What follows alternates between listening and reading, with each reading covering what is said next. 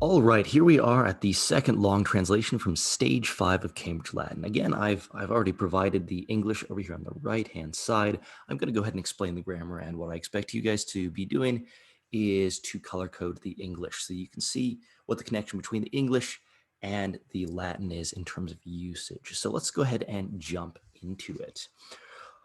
So this is called in teatro, which again means in the theater. It's a locatival ablative, and it's Poppaea, which is a name. That's first declension, so it's going to be feminine. Poppaea est anquila. So Poppaea is a slave girl. Anquila is another term for a slave girl. And notice that est is linking these two nominatives. They're subject and the predicate nominative. So anquila propeianum stat. The slave girl stands near the door. So the slave girl stands near the door. Prope plus an accusative is going to be an accusative of orientation. I think that's the best way to put it. So it's letting you know where in space it's happening. Anquila is the subject, stat is the main verb. We can tell because it ends in a T. Anquila viam spectat. The slave girl sees or looks at the street. So she's watching the street. The street, viam, is the accusative direct object. Spectat's the verb. Dominus in horto dormit. The master is sleeping in the garden. In horto is a locatival ablative. Dormit's the verb, we can tell by the T, and dominus is the second declension nominative subject. Dominus est lucreo. So we've got another one of these copulate verbs that is taking two nominatives, linking those two together. So the master is lucreo. So that's what his name is. Lucreo is a third declension. And remember, that's a little bit tricky because the ending in that long O right there, you might think that it's an ablative, but it's not. It's a third declension nominative. Remember that when two things are linked together, they just have to match in terms of person, number, and case. They do not need to match in terms of declension. These are both nominative, masculine singulars, so it's all good. Lucreo est senex. Lucreo is an old man. All right, same linking format. And these are both third declensions, but this one ends in O, whereas this one ends in an X. Alrighty, Poppaea says this, ego amicum meum expecto. So I, the personal pronoun, that's the subject, am waiting for. Expecto is the verb, and we can tell it's a first person singular verb because it ends in an O. So I am waiting for amicum meum, my friend. This is the direct object of expecto. And meum is a possessive pronoun that is describing amicum. All right. Ubi est amicus. Ubi is one of those question words, and it means where. So it's an adverb, technically speaking. Ubi est amicus. Where is the friend? All righty. Lucreo stertit. And lucreo is the subject, stertit is the verb. And we've seen this, I think, in stage 1. It means snore. So lucreo is snoring. Eu. Oh no. Alas. She's annoyed by this. It's an interjection. Lucreo est in villa. Lucreo is in the house. Again, another preposition that's in the ablative indicating location. Lucreo is the subject. Agricola in villa clamant. The farmers in the house are shouting, or I should say, not the house, in the street. The farmers are shouting in the street. Now, agricola is a first declension nominative plural. Now, even though it's first declension, it's going to be masculine. It's one of the very few first declension nouns that are going to be masculine. And invia is again locatival. And we can tell that this is a, locatival ablative. Clamant is a third person plural because it's NT, not just T. The agricolae, so more than one of them, say euge. So this is another interjection. It means hooray. Agricolae hodie non laborant. The farmers are not working today. So they're talking about themselves. So agricolae is the nominative subject. Laborant is the verb, third person plural. Non is an adverb. It's negating the action. And hodie is today. It's another adverb. So hooray, the farmers are not working today. Poppaea says lucreo, lucreo. So she's calling out to him. And as a result, she's using the vocative, which is a case that is used for direct address. And it usually looks the same as the nominative. Agricolae urbam intrant. The farmers are entering the city. Okay, so agricolae is the nominative plural subject. Intrant is the verb. Urbem is the direct object. So this is the transitive verb right there. Agricolae adsunt. The farmers are present. All right, so nominative subject and our verb. Now, semisomnus, this is kind of stage direction, if you will. This is written as though it's a play. And this is letting you know how he's saying it. And it's semisomnus means half asleep, right? Agricolai. So he's making a question and he's saying farmers. And then there are boys. That is to say, pueri can either mean literally children or can sometimes mean slaves. So this is a nominative plural. We know that it's a second declension, even though it ends in an R. Euge, so hooray. Sorax actius, actores sunt adsunt. So Sorax and Actius, those are the two names. The actors are present. So actores is third declension. Sorax is third declension. Actius is a second declension. And adsunt's the verb that's taking this nominative plural subject, actores. Poppaea says lucrio, lucrio, again in the vocative. Pueri perviam currunt.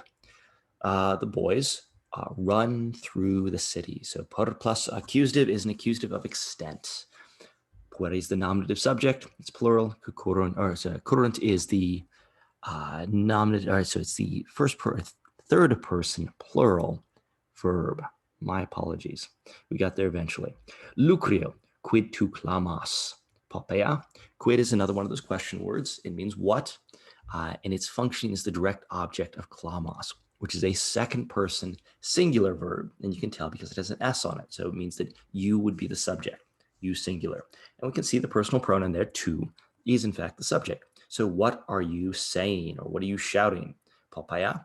And since he's directly addressing Poppaea, that's in the vocative. Cor tu clamorem facis. Cor is another one of those question words, and it means why. Tu is another one of those personal pronouns in the nominative. Clamorem is the direct object of facis. Literally, this means why are you making a clamor?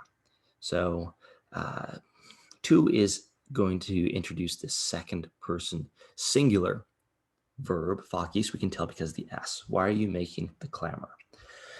Poppaea responds, lucrio, Pompeiani clamorum faciunt. So lucrio, again, direct address, he's using the vocative. Pompeiani, this is a nominative plural, the Pompeians are making the clamor. So this is faciunt.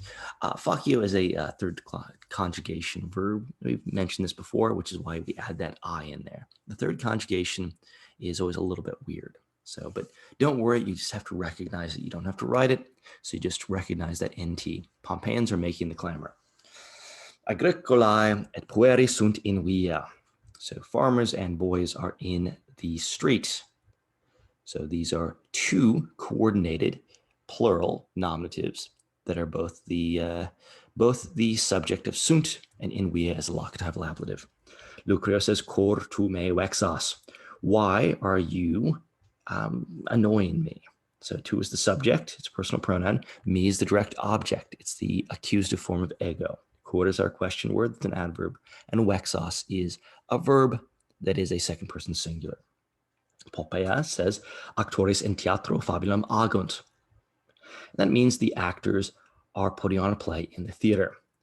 In teatro is locatival ablative, actores, third declension subject. And then fabulum is technically the direct object of agunt. It literally means driving a story. Now, this is an idiom. I think we talked about this.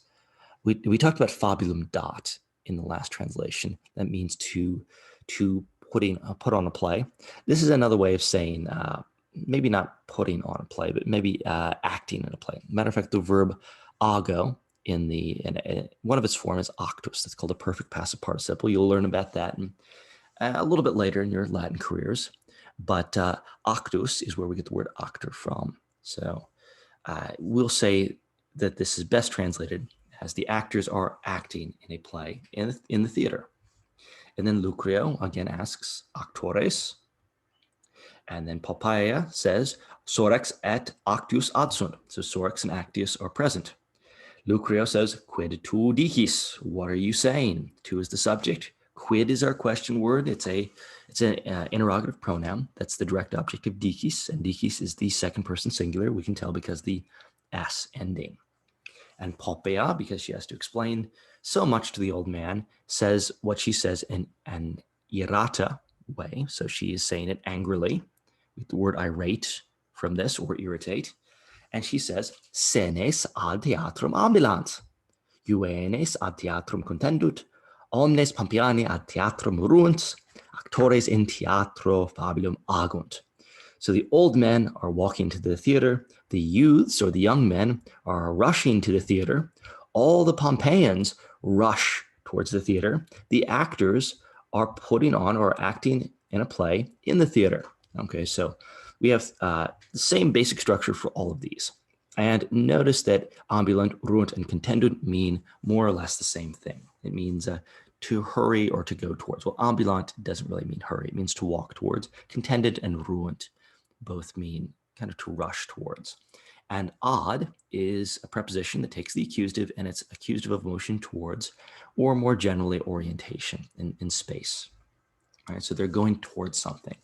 Now, all of these, so senes, juvenes, omnes, and actores are all third declension. Pompeiani is a second declension. We can tell these are all plural because they all end in T. All right, and last but not least, in teatros, again, locatative ablative. Euge, he says, hooray. Actores adsunt. You finally understand what's going on. The actors are here. Ego quoque ad theatrum contendo. I also am going to the theater. So I and contendo, I is a personal pronoun, and contendo is a first person singular verb. Ad theatrum is that prepositional phrase, and quoque is an adverb, means also. Exit lucritio, or so lucrio. Lucrio exits. Third person singular verb plus a nominative singular third declension noun. Amicus villam intrat. So the friend enters the house. So subject, object, verb. Salve, that's an imperative verb. It means hello, though. Salve mia columba, and it means my dove. This is sort of a pet name that we have in Old Latin love poetry, and we do have Latin love poetry, so we know some of the pet names that they called each other. And doves were birds sacred to Aphrodite, so therefore often there's a association there between Aphrodite and doves, and so calling someone a dove is associated with love. All right. Now she says Grumio, and we know Grumio. He's one of the slaves in Caecilius' household. Deliciae mei, my darling. Deliciae comes from the word delecto, which means to choose. So chosen person of mine, my chosen love, if you will. Both may I and may I here are going to be personal pronouns or possessive pronouns, pardon me, letting you know that it's my dove, my delight. All right, salve. She says hello. Ubi est dominus tuus. So Grumio asks, where is your master? Tuus again is a possessive pronoun, and ubi is our question word. Lucrio ab est. Lucrio is away. Now notice that ad est means to be present and ab est means to be away. So if you know ad means towards and ab means from and est means to be, then you'll very easily know what ab est and ad est mean. So Lucrio is away. And Grumio says euge, and that means hooray, hooray. So he's happy that while the master's away, they can have some fun. All righty. So I will see you in the next translation.